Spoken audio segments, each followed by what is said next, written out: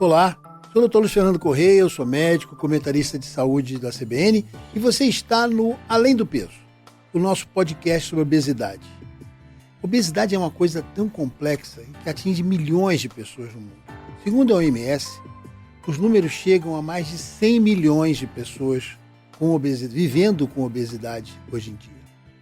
Para nos ajudar a entender o tamanho desse problema e essa complexidade, eu estou aqui com o Dr. Fábio Trujillo, que é presidente da ABESO, Associação Brasileira de Estudos da Síndrome Metabólica e da Obesidade, e também presidente da FLASO, Federação Latino-Americana de Obesidade. Dr. Fábio, muito obrigado pela sua presença.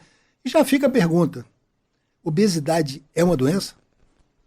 Bom, obrigado, em primeiro lugar, pelo convite, estar presente como autoridade no assunto como você é muito bom e também poder contribuir para muitos assuntos e muitas ideias que acabam atrapalhando essa abordagem. Você disse que o número da obesidade. Então, quando você pensa que mais da metade da população brasileira adulta está acima do peso, algo tem errado. Eu costumo fazer uma analogia com uma classe, uma sala de aula. Sim, 100 alunos. 5 se reprovam, o problema está com o aluno. Mas quando 68, 65 são reprovados, provavelmente a coisa não é por aí. E aí começa, então, essa conversa sobre que obesidade é uma doença e não uma escolha. E algumas pessoas e alguns grupos, eles até questionam um pouquinho se o termo obesidade seria o termo correto, já que a gente sabe que a grande preocupação que nós temos com a obesidade são as complicações que ela leva. E a obesidade, ela é dada pelo IMC hoje, né? Então, muitas vezes, quando você classifica uma pessoa, se ela tem obesidade, sobrepeso, IMC, que é a altura, o peso dividido pela altura ao quadrado. Aí você está vendo o peso. Tem muita gente hoje que defende que é a adiposopatia, ou seja, o excesso de gordura. Então, qual seria uma definição de uma doença, né? A primeira coisa é você ter uma etiologia, uma causa. E a obesidade, ela tem várias causas.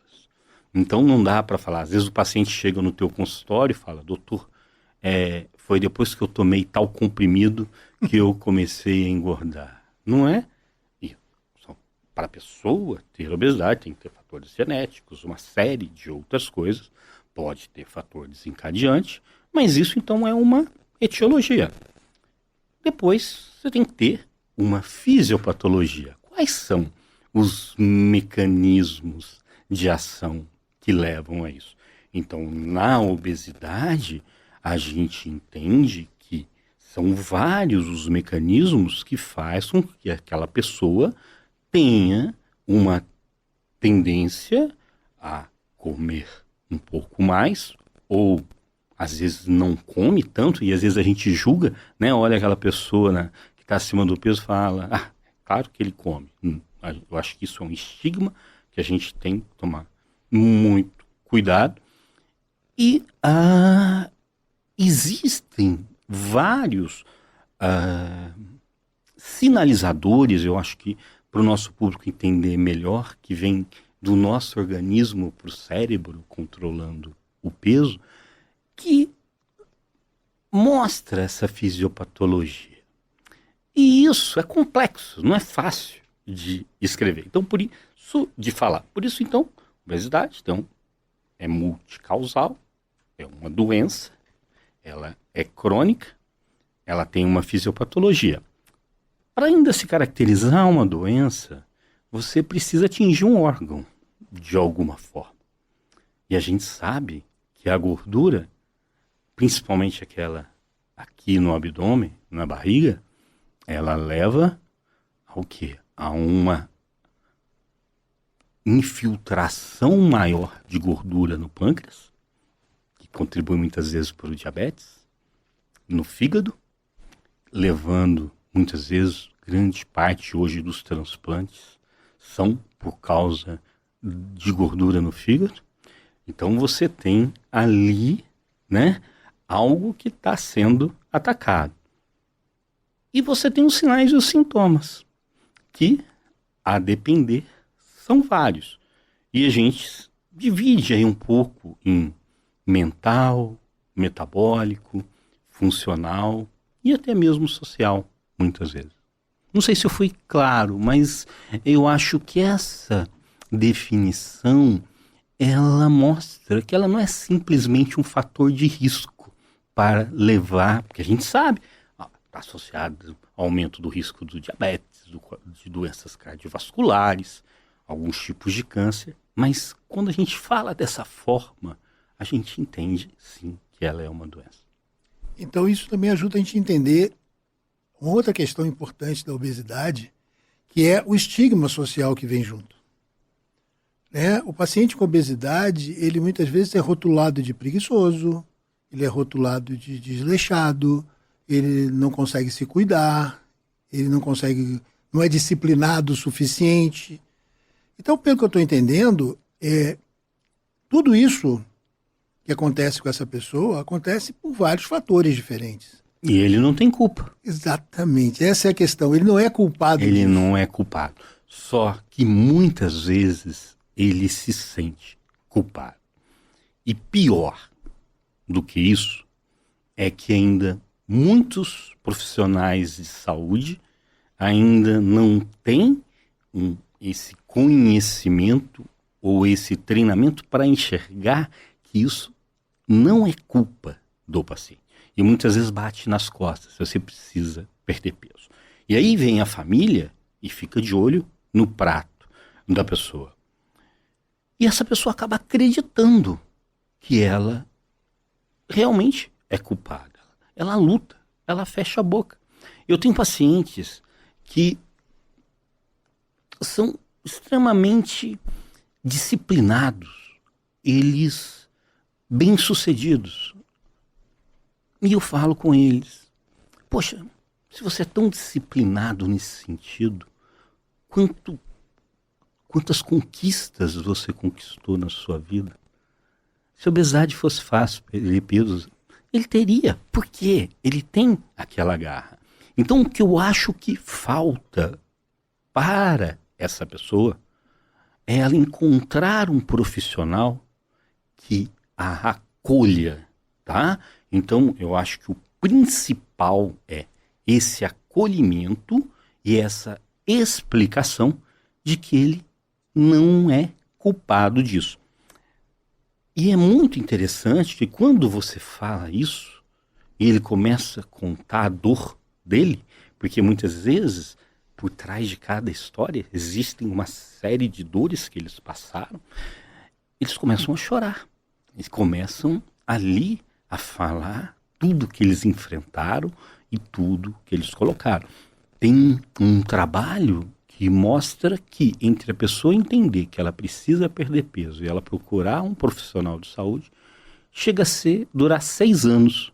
Se você pensar que nesse período ela pode ter um infarto, ter um diabetes, ou seja, são 6 anos que essa pessoa perdeu de uma janela de oportunidade de ficar bem.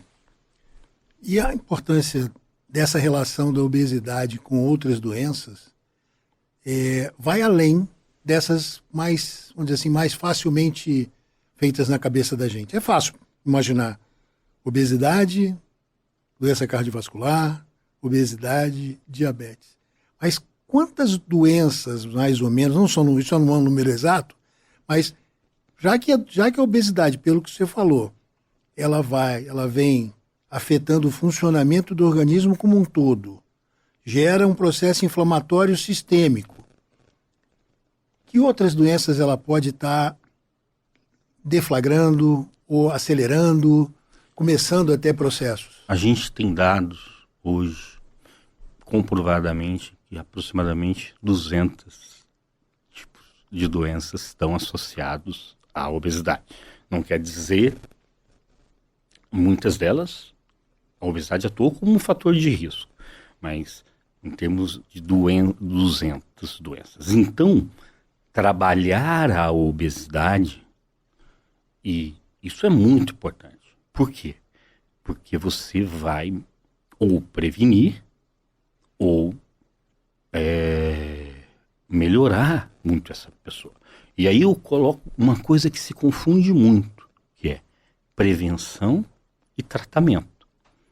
Prevenção, se a gente pensa que a obesidade começou a aumentar a partir de 1980, foi a grande curva, tudo bem, teve guerras, uma série de outras coisas, e que ela vem se mantendo, e a dificuldade que se tem toda de manter, a gente vive um ambiente obesogênico, tá? E eu acho que esse ambiente obesogênico, para falar assim de forma mais simples, a gente vive num ambiente que favorece a obesidade. Então, às vezes você chegar para uma pessoa que sai de casa às 4 da manhã para trabalhar, pega uma condução. Muitas vezes no serviço, no trabalho, ele não tem onde comer direito, tá? Sai do trabalho, vamos colocar uma mulher, por exemplo. Essa mulher tem que chegar em casa e ainda preparar o jantar, o almoço da família, passar a roupa. Ou seja, como é que você pode exigir algo dessa pessoa? Então, eu acredito muito que nós precisamos mudar, quando a gente fala em prevenção, o sistema de como a gente está vivendo e até para não recuperação da doença. E o tratamento, o estigma que a pessoa carrega de muitas vezes ser culpado, ela pensa assim, não, eu sou um cara com força de vontade, eu vou conseguir, eu vou lutar. E não consegue, e vai piorando. E aí você vê que uma pessoa que tem índice de massa corpórea em torno de 40, 50, que não é um índice de massa corpórea, grande, mas não é uma coisa tão exagerada, tem 50% de chance de chegar aos 70 anos quando comparado com uma pessoa normal. Uma pessoa normal não, porque senão eu também estou sendo estigmatizante, mas com uma pessoa com peso normal. Ou seja, obesidade significa perda potencial de tempo de vida. Sim, por uma série de questões. Mas hoje também se ganha. Uma coisa que eu tenho notado e que eu vejo muito é que está se ganhando, principalmente em países de primeiro mundo, a voz do paciente. A voz, porque quem sente a dor é quem está com obesidade. Recentemente eu vim fazer uma palestra para uma organização aqui em São Paulo, não governamental, onde tinham uma paciente para falar. O paciente olhou para mim e falou assim, Dr. Fábio, o senhor sabe tudo sobre a obesidade, o que pode causar, o que pode ter de complicação, como tratar, mas quem sente a dor sou eu.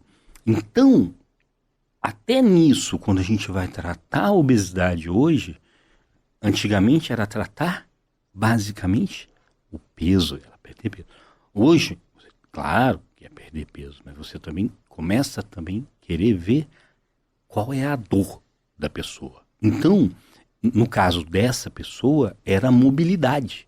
Ela disse que não ter mobilidade para ela era algo muito importante. Eu tenho pacientes, por exemplo, que falam que é a apneia do sono, né? Aquela pessoa que ronca bastante, que às vezes tem aquelas paradas, e ele acorda sem disposição. Imagine, a gente que dorme bem, acorda no final do dia, está esgotado. Imagine uma pessoa que não teve um sono reparador. Imagine a dificuldade que é para essa pessoa enfrentar. Então, queria entender uma coisa. Como é que a gente organiza o tratamento da obesidade? Como é que começa? Começa com o diagnóstico. Ponto, como qualquer doença. Se eu não sei que tem, eu não trato, né? Então, você falou uma coisa muito interessante. O diagnóstico. Mas, quantas vezes, né, a gente leva nossos filhos num otorrino, um exemplo, não estou querendo colocar, para ver a dor do ouvido, e às vezes teu filho está muito acima do peso, ele trata a dor no ouvido, mas não fala que aquela pessoa está acima do peso e que precisa fazer um tratamento. Então eu acho que o diagnóstico ele é muito subdiagnosticado, até por esse estigma, esse medo de falar com a pessoa. Tanto que a diretriz canadense, ela coloca que para você abordar uma pessoa numa consulta onde ela não vai por causa do tratamento da obesidade, é você perguntar para ela, podemos conversar sobre seu peso? Né? Que seria uma forma, e eu costumo fazer isso, e é muito legal, porque tem pacientes que te olham com raiva e falam, não. 15 dias depois eles estão de volta e falam assim, doutor, eu quero sim conversar sobre obesidade. Então você mostra a luta que tem essa pessoa. Você falou uma coisa que me fez entender ou pensar numa coisa que vai além do paciente. A sociedade, essa vida obesogênica da gente. Então a gente podia pensar que isso passa até por decisões políticas, decisões de definição, por exemplo, pensando em política paroquial, definição de como é que a cidade é organizada. A gente deveria brigar por uma sociedade que não só oferecesse uma linha de cuidado de obesidade, que seria o ideal, né? A gente sabe que hoje em dia a gente trata melhor doenças que a gente tem a linha de cuidado definida desde o início, mas se eu tivesse uma cidade com mais áreas verdes, uma cidade que facilitasse as pessoas caminharem, ao invés de obrigatoriamente terem que se deslocar em algum veículo, seja veículo de transporte de massa ou não, isso faz diferença? Com certeza.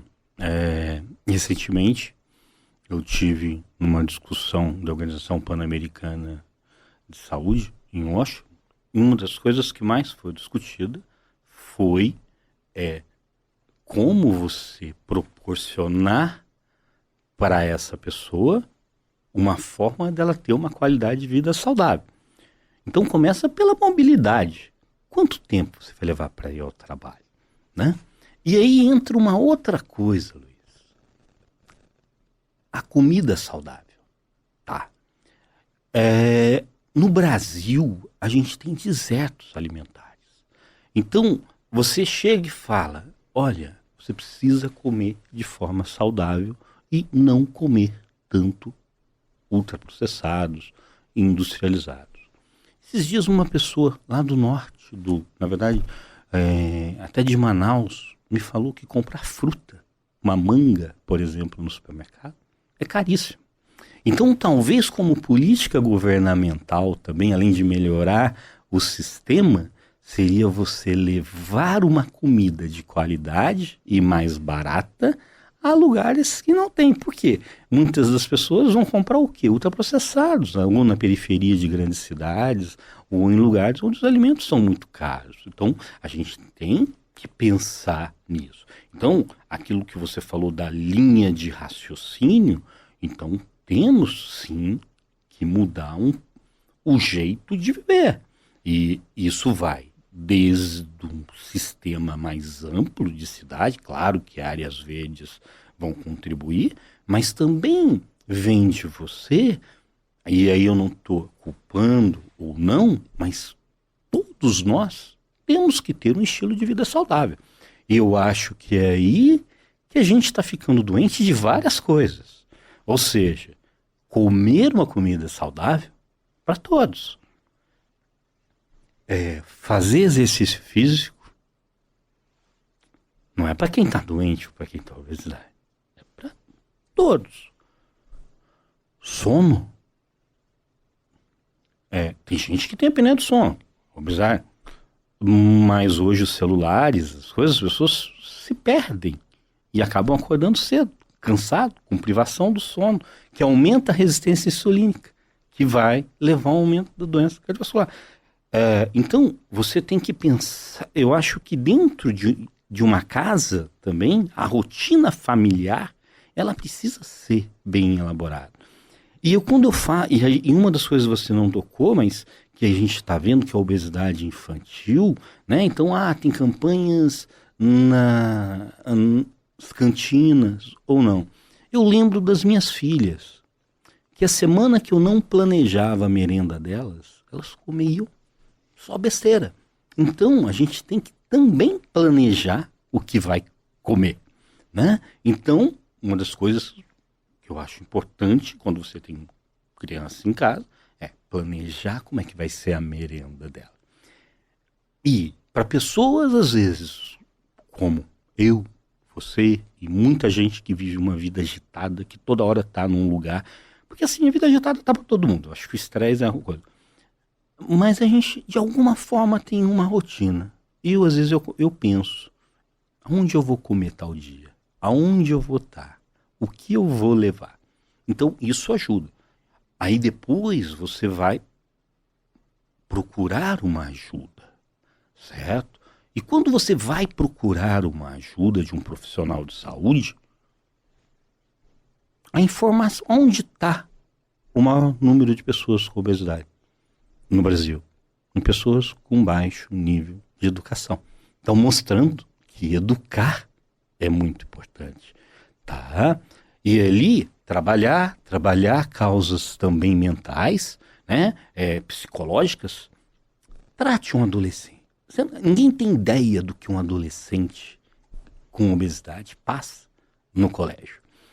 Eu tive pacientes, eu cuido, eu gosto muito de tratar adolescentes, e eles, muitas vezes, eles ficam tão gratos que eles falam: doutor, eu faltava aula, eu não queria sair do meu quarto, e hoje eu estou indo na aula, eu estou com o namorado. Então você vê isso. E muitas vezes existe aquele estigma do remédio, né? Que muitas vezes a medicação, ela é importante. Quando bem indicada, ou às vezes a própria cirurgia. Só que o estigma é tão grande que recentemente eu tive um caso de um paciente que precisou usar uma medicação, que a gente sabe que infelizmente ainda nós não temos nenhuma medicação para essa doença disponível no SUS, que é uma coisa que a gente precisa pensar, e grande parte desses medicamentos são muito caros e que a maioria não tem condições. Aí um pai levou esse menino para trabalhar, para tratar comigo, e esse menino perdeu peso. Qual a ideia do pai? Perdeu peso? Para que eu vou pagar a consulta com o Dr. Fábio? Não foi mais. 5 meses depois, chega quase que agarrado pelo cabelo. Meu filho não valorizou o investimento que eu fiz para ele em relação à perda de peso. Gastei um dinheirão com tal remédio e olha como ele está. Então aí mostra que a manutenção do peso ela é fundamental. E mostra também que, veja o quanto esse menino estava sofrendo, né? Fora o lado pessoal dele, a própria crítica dentro da família, né? Então é para a gente caminhar para fechar a conversa, reforçando. A gente tem que aprender, entender, interiorizar a noção de que é uma doença crônica. Do mesmo jeito que a gente já trata a pressão alta. Sim. Quem tem hipertensão sabe que vai ter que tomar aquele remedinho o resto da vida, eventualmente. Sim. Aquele ou um outro. Quem tem diabetes vai ter que controlar o açúcar no sangue, seja da melhor maneira possível, remédio, dieta, insulina ou não. E a gente vai ter que tratar a obesidade ou controlar essa obesidade sempre. É isso o caminho? Uma pessoa com obesidade, que é uma doença crônica, ela vai precisar ser acompanhada sempre. Isso não quer dizer que vai ser sempre com a mesma terapêutica, mas ela vai ter sim que ser acompanhada. E isso tem que ficar claro para as pessoas, tá? Porque é muito frequente chegar pessoas, eu vou colocar um exemplo, 130, 135 quilos, e 1,70 m, 1,80 m, e essa pessoa chega aos 90 quilos, tá? Ela some. Quando ela volta com 130, 150 de novo. Por quê? Porque o nosso cérebro, ele tem mecanismos homeostáticos como se fosse um sensor de um ar-condicionado. Ou seja, ele interpreta aquele maior peso como o peso ideal. Então, ele faz com que o metabolismo diminua, que aumente a vontade de comer. Ele saboteia. Então, sim, a obesidade precisa ser cuidada sempre. Agora, o que eu acho que a gente tem que trabalhar bastante, e ali eu acho que o além do peso, ele é muito importante, é não julgar, não culpar, e sim acolher. Mostrar o caminho e que essa pessoa entenda. Bom, muito obrigado, doutor Fábio, por ter ajudado a gente a entender e começar essa jornada que a gente está começando nesse podcast Além do Peso. Bom, gente, espero vocês no próximo episódio. Continue acompanhando essa jornada para aprender mais sobre obesidade. Como eu falei, uma doença que afeta mais de 100 milhões de pessoas no mundo. Até lá!